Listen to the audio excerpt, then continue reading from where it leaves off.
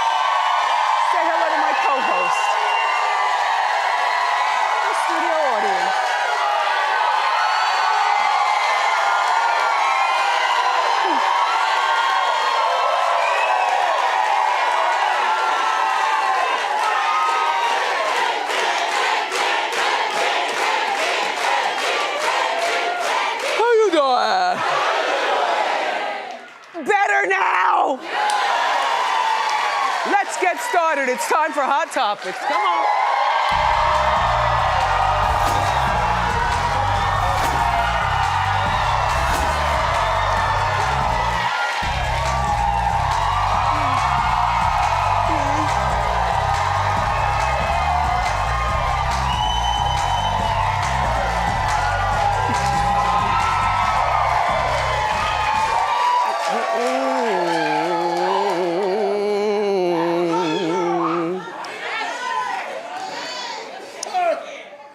Doug.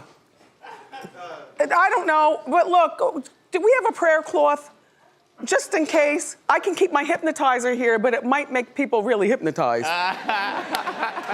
Do we have a little prayer cloth or something? I can tell you something. Okay, thanks, Eden.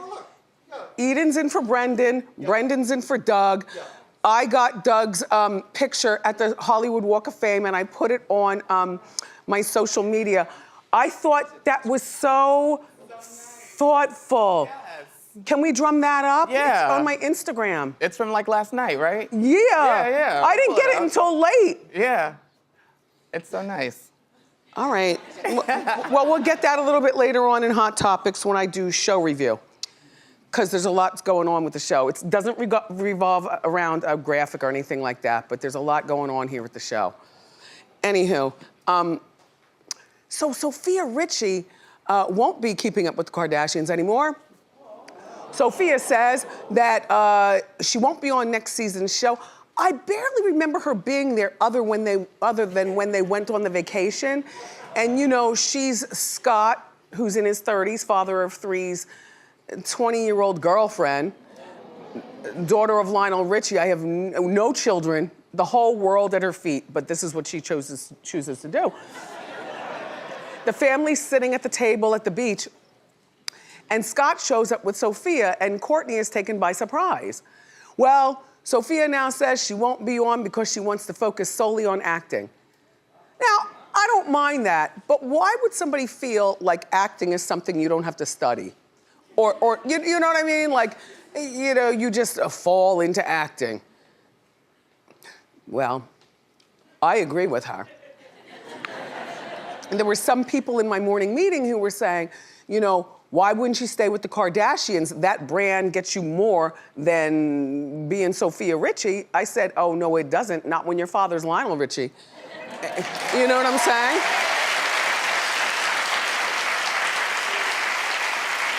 You know, you gotta understand the value of your parents.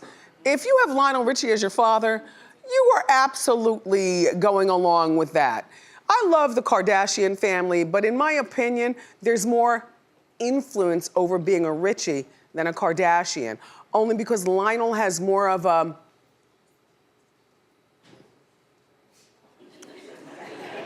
He's got a real, like he danced on the ceiling. Right, exactly. Come on. He said hello. Yeah. Right. Anyway, some people think there's more to the story. You know, when Sofia was asked about this on Entertainment Tonight, her answer, they say, seemed to be fishy. In my opinion, it wasn't fishy. It's a young girl looking to her publicist to say, uh-huh, that's the right answer. Take a look. Are we gonna see more of you next season on that show? Oh, no no. more? No. Why not? Well, because I want to get into acting. And away we go. Sofia hasn't posted a picture with Scott since November, which is a good sign. So this was just a young girl being with an old man. I don't know about you and your girlfriends or your guy friends or whatever, but sometimes young people, they want to test the waters of ridiculousness. And then they come on back to us. So she's back to being a Richie. Good for you.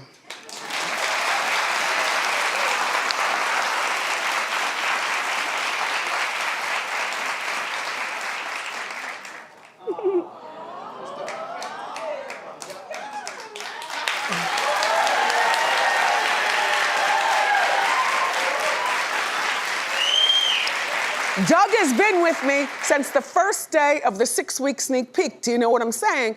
And we've all been on this rocky ride together. What's he doing in LA? Producing somebody else's show? He's doing the Oscars. Oh, he's doing the Oscars. So he won't be back until Tuesday. Because Monday he'll be hungover and then he'll get on the plane. And okay, he flies home Monday, but he won't be here Monday. But here's the thing, right? First it was DJ Boof, now it's Doug. And I think that, attention Wendy people, this should be like if you go to LA and you have a chance in your schedule, there's no demands here. I'm not that demanding girl, otherwise these people would have quit a long time ago. But look, if you get there, look at good old Jason Bateman right there. Here's the thing I need to know. Can you call Doug and ask him who's in my neighborhood? Because people always ask me that. I'm like, I don't know. You know, Jason Bateman is right there. I don't know who else. All I know is I like Jason Bateman. You like Jason Bateman, so I'm not in the crusty part.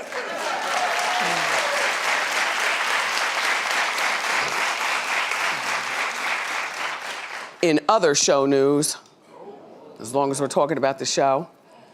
Now look, I've done a lot of thinking, and I still want to go to see Guns N' Roses on July 18th at the MetLife.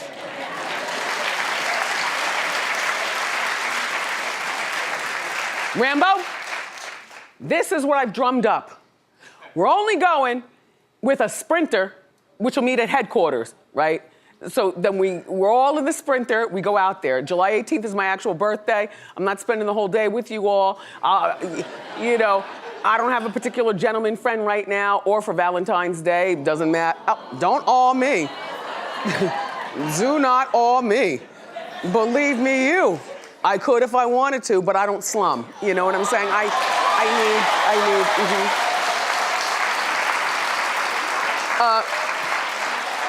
And the kind of guys I like do not like Guns N' Roses. They like MOP, if you know what I'm saying, okay? And that's fine with me. Look at here, Rambo. We're gonna go out there. We're gonna get, first of all, the Sprinter, all right? I got 7 girls, including me. You know them all. All right, 2 of them are working on getting us the box seats. If we're not in the box for just us, and there are gonna be 7 guys from the show. It's you, Brendan. It's not gonna be Carl, because Carl says he likes Guns N' Roses, but couldn't. I said, who's the lead singer? He didn't know Axl Rose, so you're not part, okay? He's out, he's out. I'm waffling on Eden, because Eden only knows one song, Eden, sorry. And I know you got a ball and chain and some kids at home, but this is not, nope. A Sprinter only fits but so many people before we get pulled over by the cops. All right, have fun. No, I'll test you. Okay. All right. I'll fail, but it'll be fine, it'll be fine. Do you know who Saul Hudson is? Yeah, of course, the bass. Who is Saul Hudson? Yeah, the bass player for Metallica. That's why you're not going. Okay, I love you though.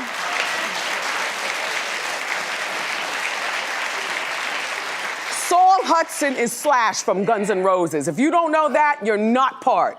So you stand over there with Carl. I'm good, okay. All right. And by the way, Slash's birthday is July 23rd, so I'm feeling that because we're both Cancers, party's gonna be in the air. You know what I mean? And we're gonna have a real good old time. But if we don't get box seats, I'm not going. Even if we sit in the front row, I can't sit in a line because then you can't see all your people, you know what I mean? In the box, we'll have like good old hot Cheetos and all kinds, you know what I'm saying? Ow! Anyway, there they are.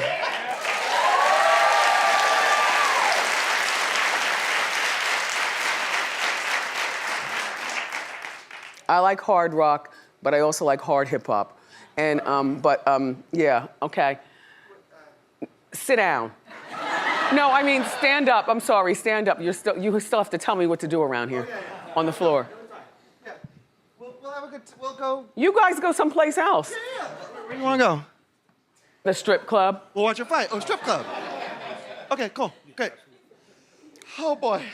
I want to shout out to Safaree and Erica Mena. Congratulations on your baby girl. You know,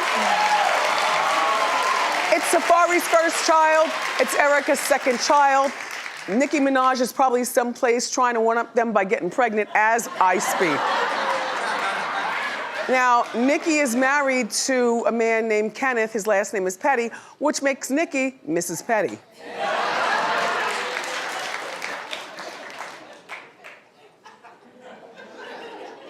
That's all. All right. So, they had to sell me on this story because my whole thing about drugs is if you don't start them, you won't be hooked on them. And if you start them and you're hooked, we all have the same story. And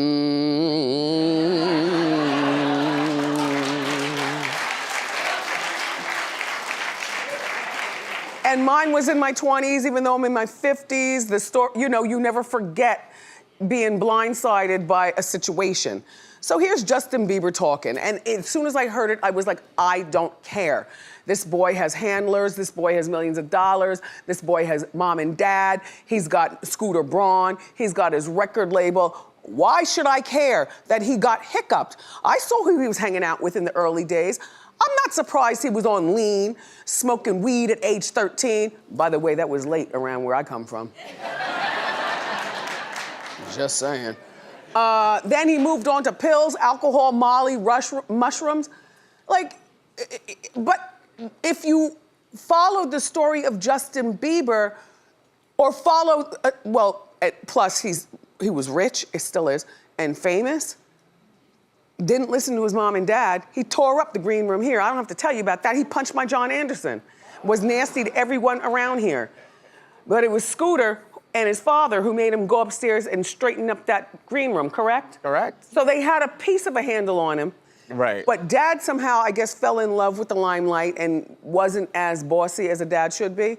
And then Scooter goes off being busy doing other things. Besides, we don't listen to people who aren't our parents. I mean, I listen to Bernie. I do. He's like one of the only, even over my parents, you know, regarding a lot of things. Because he knows stuff, you know, he's just smart. Anyway, there's a documentary. Clap if you've seen the Justin Bieber documentary.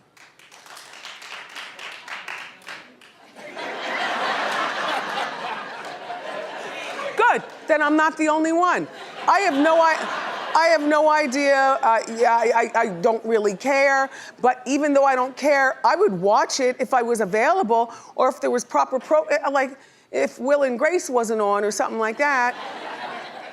Anyway, his documentary is rolling on. It's apparently a series.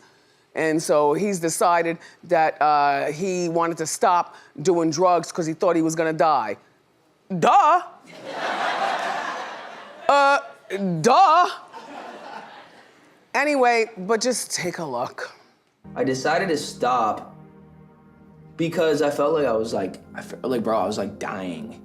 My security and stuff were coming into the room at night to check my pulse. Like, people don't know how serious it got. Like, it was legit crazy scary. I was waking up in the morning and the first thing I was doing is popping pills and smoking a blunt and starting my day.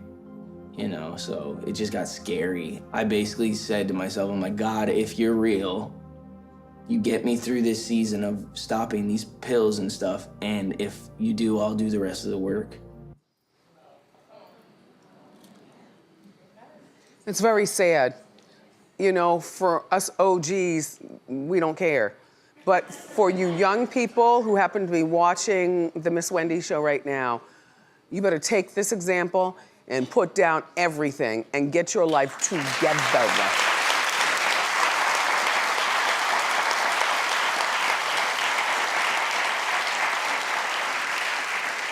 Last night, James Corden, you know him. He did the taxi cab confession show, and he's got this talk show. He's very funny and. Taxi Cab Confessions is a whole other show. Is that a show too? Yeah, a carpool karaoke is it's a like a. I mean, I know what it is. Yeah, it's on Apple TV, I think. What's Confessions? Is that a real It used show? to be on HBO. Oh. Remember that one? No. Anywho. So James says that he needed therapy to stop acting like a spoiled brat. Well, apparently, and he was talking to the New Yorker, he said that after he became famous, he changed. Now, he wasn't always a talk show host. For those of us who don't live in England, we don't know that in 2008, he was on a sitcom called Gavin and Stacey, which is kind of like Will and Grace, and there's James. Don't they look like a whole bunch of fun? Like, I wish they would play that here. Just the picture alone looks like, okay, here, and away we go. Anyway, when he was on this show in 2008, before he having the talk show and the karaoke thing, he said that fame for him was intoxicating and that he wasn't bred for being famous. Well, I don't know who is. Your mother pushes you out and you say, ta-da. You know what? Anyway, so his sisters started bashing him, saying, you know, basically, you're a jerk. Who have you become? You know, this whole fame thing is, and this is when he's on the Will and Grace show, or that show, you know. And then his mother started praying for him. You know what's bad when your mother says, I'm gonna say a prayer for you. Not for the family, but for you. And then his friends turned on him, told him he needs an attitude adjustment. I guess the money and the fame and stuff like that, he turned into a real jerk. I don't know. But he went to therapy. He needed therapy to calm down.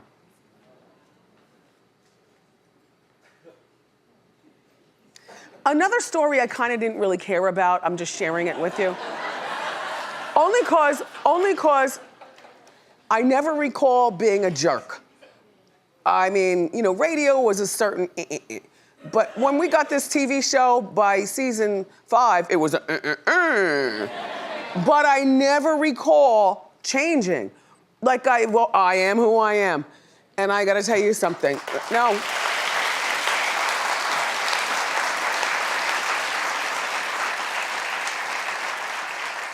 I do recall certain people who are no longer around me changing wildly. If you know what I'm saying, Brendan. And I think you do. I do recall people around me changing changing wildly.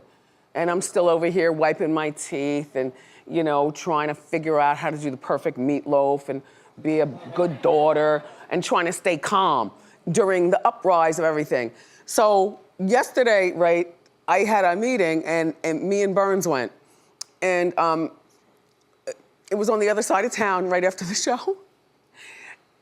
I'm just minding my own business. You know how if you carry a backpack, you can handle it on your shoulder, but sometimes it needs a little hoist from the bottom to get it up there?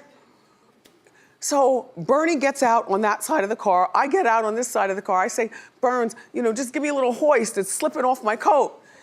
All of a sudden I hear, Wendy, Wendy, Wendy. The paparazzi, it's like Oscar night. I was like, Bernie, why didn't you tell, we had no sunglasses. Look, me and Burns had no because I'm just Wendy, right? So I'm just like, all right, let's go, Bernie. Just, you know, roll our shoulders, hold our bellies in, look down on the ground, because we have no sunglasses. It's been a long day at Wendy. We might have the red eye. So just look down and just keep walking. Come on, Burns. So me and Burns are walking, and this is the picture that Nortman was.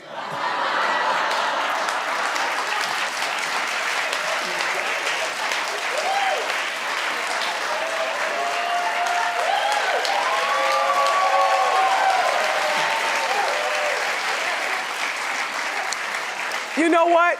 I don't even think that's Bernie's hands because they're white. That was the driver, right? The driver and Bernie are trying to hoist my backpack, right? I'm standing there laughing because that's all I can be. There's no sunglasses. They're clicking. And we're all laughing. I get along with the paparazzi. They got bills to pay too, right? Then this one guy, he walks right next to me, as close as my hand is to my face right now. He walks right next to me, and I'm looking down, and he's like, come on, Wendy, let's take a picture. The others are still clipping, but we're all laughing at the whole thing with my big horse tooth smile. I just can't, I can't be cool, no matter how many times, I just can't be cool, and I'm fine with it, right? He's like, let's take the picture. And finally I go, get out of here with that. And he laughs, pulls the camera down, the paparazzi laughs, me and Burns go to the building. It's like a mile walk, it seemed like, from cause we get inside, me and Bernie, we're like, okay, Bernie, you figure out what floor are we going to. Anyway, shout out to the paparazzi. James Corden, I'm sorry that you have such a problem with being who you are. Justin Bieber, I'm sorry for your drugs and stuff. And you know what, all that I just talked about, I apologize. Not really. We've got more great show for you, everybody. Up next,